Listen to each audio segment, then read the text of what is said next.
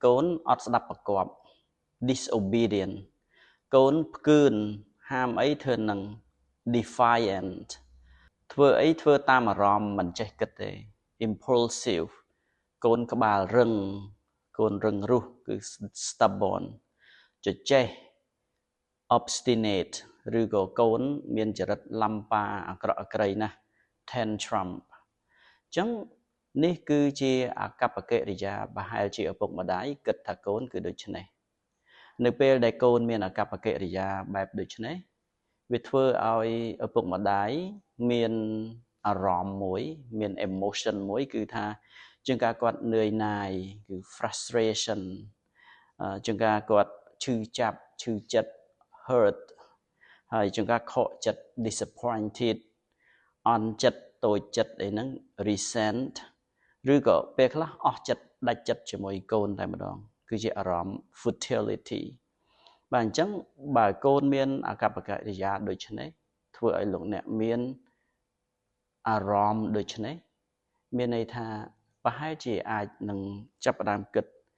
tha hết ấy ban chỉ côn miền cặp cái thì ra bài đôi chân này ta ở với cứ chỉ rực cố ở với tới cứ chỉ bật cháy để mình đa lại miền cặp cái thì ra bài nâng đi trên này khi nhôm trong lược lại ông bị khâm xa này sụp hử robot Dr. Nutfield còn ban vậy tha group mình nút sạch dân từng tay tại miền sập hiệu vẹn cái tệ hay chỉ phải xét này cộng má có miền sập hiệu vẹn cái tệ khăng này sập hiệu vẹn cái tệ miền này tha cứ chỉ cả chơi top bài thom mà chiết mồi còn tay mình men chỉ cả kết bị chả na vậy chả được thế ưu tiên họ nơi pe đài mình nuôi rồi có sẵn miền ca sợi clean sập hết về cái tệ cứ tới tại xoay rọc hà ở ban làm bây giờ một bông pin cặp bè nơi khung cả này đại dương sợi tắc sập hết về cái tệ cứ tới tại rọc tắc một phật ở ban nơi pe đại dương miền ca pay clay sập hết về cái tệ và hai chia tới cả rút kịch làm bây miền sập tập hiệp trong quốc của má nơi tôi cầm pung thật nơi khung vây áp hiệp vót của má có miền sập hết về cái tệ môi đài sập hiệu về cái tệ để trừ ca bìa khuôn trong buộc ca phải trang ở trong buộc ca control cả đã xong biệt bên đợt tới sập hiệu về cái tệ ní cái hai tháng chia sập hiệu về cái tệ phải trang vấn đề phải trang đầm bấy ca bìa khuôn phải trang đầm bấy ca bìa xoay hiệu rồi bật khuôn tại phần nó ông lấy cái hai tháng counter wheel rồi có sập hiệu về cái tệ phải trang việc cứ chia ca chloi top bài thò mà chia rồi bật của ma thì cả na cô ma miền ở ròm thà từ bàn kể đã sắm bia từ bàn kể trượt trá cô ma tay tại miền sập về cái tệ năng mà tọp to vĩnh chẳng sập về cái tệ sầmรับไปชั่งหรือก็ counter wheel นั้นវាមិនមែនជាអាក្រក់អីទេតាមក៏ពិតទៅវាជួយការពារក្មេងប្រើសភាវៈកតេនេះដើម្បីការពារគេកុំឲ្យគេបោកកុំឲ្យគេមានការរំលោភបំពានលើគាត់ក៏ប៉ុន្តែនៅលើពិភពរបស់កុមារនៅពេលនេះគាត់អត់មានអ្នកណាក្រៅពីឪពុកម្ដាយទេដូច្នេះនៅពេលដែលឪពុកម្ដាយរំលោភបំពានលើគាត់ត្រូវតែប្រើសភាវៈកតេប្រឆាំងមកវិញនឹងហើយគាត់ត្រូវតែប្រើ counter wheel ចំពោះឪពុកម្ដាយវិញហើយការប្រើ counter wheel អកប្បកិរិយាប្រឆាំងក៏ឃ្លឿនមិនស្ដាប់ប្រកបរឹងរូសជចេះឬក៏ឡំប៉ាអាហ្នឹងវាគ្រាន់តែជារោគសញ្ញាឬក៏ជាអកប្បកិរិយាដែលគាត់ប្រើប្រាស់សភាវៈកតេរបស់គាត់ប្រឆាំងនឹងការត្រួតត្រាពីឪពុកម្ដាយតែប៉ុណ្្នឹងទេហើយអកប្បកិរិយាទាំងអស់នេះមិនមែនមានន័យថាកូនមិនគោរពមិនស្ដាប់បង្គាប់ឪពុកម្ដាយទេគ្រាន់តែថាកូនគាត់នៅតូចគាត់អត់ទាន់ចេះប្រើប្រាស់អកប្បកិរិយាសមស្របដើម្បីឆ្លើយតបទៅនឹងការគ្រប់គ្រងរបស់ឪពុកម្ដាយតែប៉ុណ្ណោះឯងអញ្ចឹងមានន័យថាដូចជាកុមារគាត់អត់ទាន់ចេះសុជីវធម៌អញ្ចឹងប៉ុន្តែរបៀបដែលគាត់ឆ្លើយតបគឺឆ្លើយតបបែបក៏ឃ្លឿនបែបរឹងរូសបែបជចេះតែប៉ុណ្្នឹងទេប៉ុន្តែមូលហេតុដែលគាត់មានអកប្បកិរិយាប៉ុណ្ណឹងគឺដោយសារតែគាត់មាននៅក្នុងខួរក្បាលរបស់គាត់គឺគាត់ប្រើសភាវៈកតេការពារខ្លួនរបស់គាត់តែប៉ុណ្្នឹងទេអញ្ចឹងឧទាហរណ៍បើសិនជាយើងបង្ខំឲ្យគាត់ថាញ៉ាំបន្លែឲ្យបានច្រើនអញ្ចឹងកូនអត់ព្រមញ៉ាំហ្មងទោះបីជាគាត់ដឹងថាញ៉ាំបន្លែល្អក៏ដោយគាត់អត់ព្រមញ៉ាំទេដោយសារតែគេដឹងថាគេកំពុងតែបង្ខំឲ្យគាត់ញ៉ាំបន្លែបាទអញ្ចឹងមនុស្សយើងធំហើយក៏ដោយបើសិនជាយើងដឹងថាអ្នកណាម្នាក់ដាក់សម្ពាធលើយើងចឹងយើងអត់ធ្វើអីជាមួយអ្នកនឹងហ្មងមិនថាក្មេងយើងមនុស្សចាស់ក៏ដោយ បើសិនជាដឹងថាអ្នកនងជាមនុស្សសម្ពាធមកយើងជាងកាយើងឌឺយើងផ្ចាញ់ទៅគាត់ប្រឆាំងអត់ធ្វើអីតាមគាត់តែហ្មងបាទដូច្នេះវាជាចំណុចសំខាន់មួយជាទម្លាប់មួយឪពុកម្ដាយនៅពេលដែលឃើញអាកប្បកិរិយាមិនល្អរបស់កូនគាត់តែងតែព្យាយាមចង់ទ្រាំបានទេចង់ដោះស្រាយអាកប្បកិរិយានឹងចង់បណ្ដៅចង់លុតដំកូនភ្លាមក៏ប៉ុន្តែតាមក៏ពិតទៅយើងគួរតែព្យាយាមសួរខ្លួនឯងស្វែងរកឫសគល់នៃបញ្ហាស្វែងរកបច្ច័យនៃអាកប្បកិរិយាថាហេតុអីបានជាកូនមានចរិតសភាវគតិប្រឆាំងអញ្ចឹងតើកូនកំពុងតែការពារអីគេ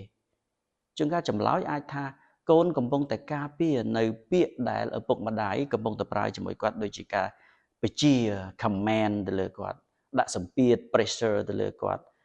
ជួនកាលរំអុកទៅលើគាត់ nagging លើគាត់ច្រើនពេកគំរាម threat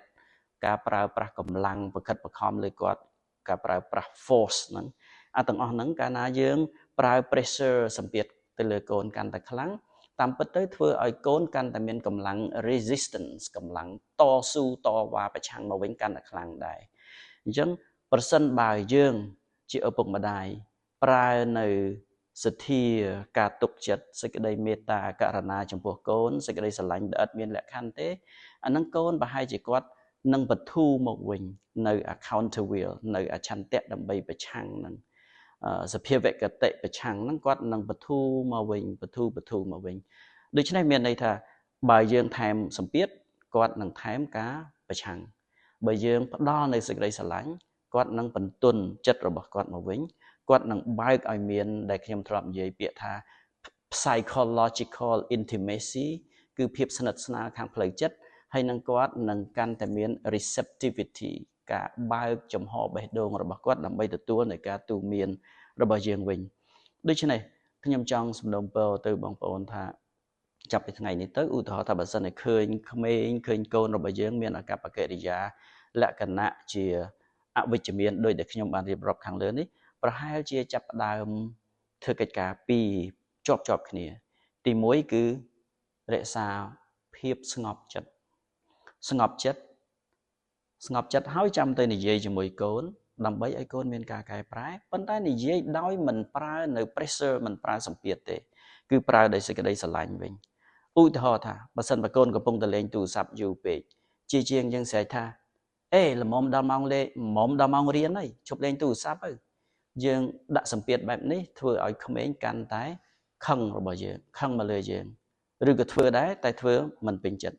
អញ្ចឹងជាជាងនៃការបង្ខិតបង្ខំការប្រើប្រាស់ pressure ដូចនេះប្រហែលជាយើងប្រើវិធីសាស្ត្រនិយាយថាតើកូនឯងលេងទូរស័ព្ទយូរហើយណាឥឡូវចាប់ដើមរៀនតិចសិនណាកូនអាហ្នឹងគឺប្រហែលជាយើងផ្ដល់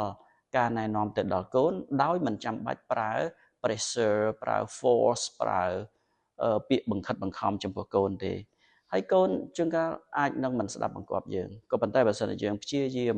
ជាប្រកដីរំលឹកគាត់ដោយសេចក្តីស្រឡាញ់យើងនឹងបង្កើននូវការទុកចិត្តជាមួយគាត់ហើយគាត់នឹងចាប់ផ្ដើមធ្វើតាមយើងដែរ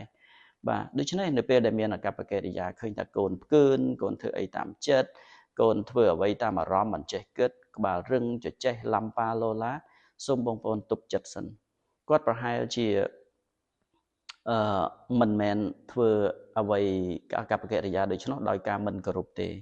ក៏ប៉ុន្តែប្រហែលជាគាត់គ្រាន់តែប្រើប្រាស់នៅសភាវគតិពីកំណើតរបស់គាត់ដើម្បីការពារស្វ័យភាពការពារសិទ្ធិរបស់គាត់តែប៉ុណ្្នឹងទេគ្រាន់តែថារបៀបដែលគាត់ការពារសិទ្ធិរបស់គាត់ការពារដោយចងេងចងាងតែប៉ុណ្្នឹងនៅពេលដែលគាត់ចរិតធំទៅគាត់នឹងចាប់ផ្ដើមយល់អំពីរបៀបដែលល្អជាងហ្នឹងនៅក្នុងការឆ្លើយតបជាមួយនឹងឪពុកម្ដាយដែរបាទនេះគឺជាការចែករំលែករបស់ខ្ញុំបើសិនបើលោកអ្នកមានបទពិសោធន៍ផ្សេងពីនេះសូមជួយចែករំលែកដើម្បីរៀនសូត្របានទាំងអស់គ្នាបាទសូមអរគុណ